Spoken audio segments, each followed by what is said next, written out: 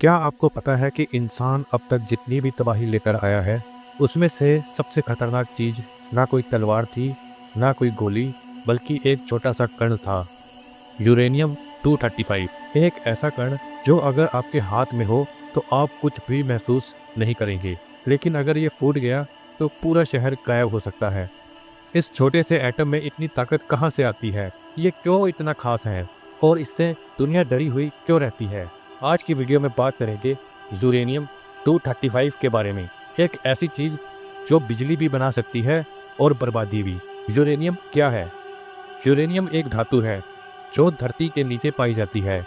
इसका सबसे खास रूप है यूरेनियम 235, जिसे वैज्ञानिक छोटा करके U35 कहते हैं। ये दुनिया का एकमात्र ऐसा तत्व है जो खुद ही फट सकता है और फटते ही इतनी ऊर्जा छोड़ता है जितनी एक छोटे शहर को उड़ाने के लिए काफ़ी हो। अब आप सोच रहे होंगे, अगर ये इतना खतरनाक है तो ये कितना पाया जाता है? तो सुनिए, पूरे प्राकृतिक यूरेनियम में U35 सिर्फ 0.72% होता है, यानी बहुत ही कम। ये काम कैसे करता है?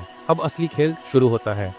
मान लीजिए आपने U35 के एक एटम पर एक छोटा सा न्यूट्रॉन फेंका, तो ये एटम फट जाता है जैसे गुब्बारा फटता है, लेकिन आवाज़ नहीं, ऊर्जा निकलती है। और इसके साथ ही निकलते हैं 3 और न्यूट्रॉन। ये न्यूट्रॉन आगे जाकर 3 और U235 एटम्स को फोड़ते हैं, फिर उनसे 9 न्यूट्रॉन, फिर 27, और यही से शुरू होता है चैन रिएक्शन।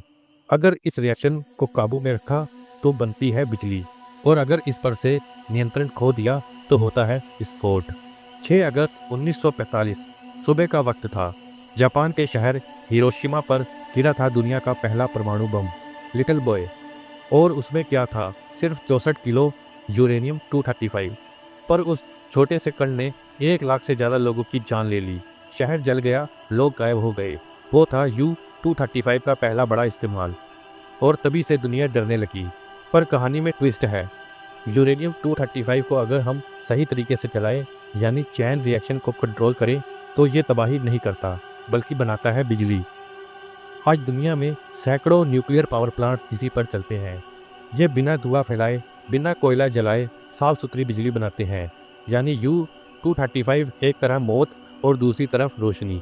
अब एक ज़रूरी बात, क्योंकि U235 बहुत कम होता है, इसे ज़्यादा ताकतवर बनाने के लिए यहाँ पे करना पड़ता है एनरिचमेंट, यानी उसमें U235 की मात्रा को बढ़ाना।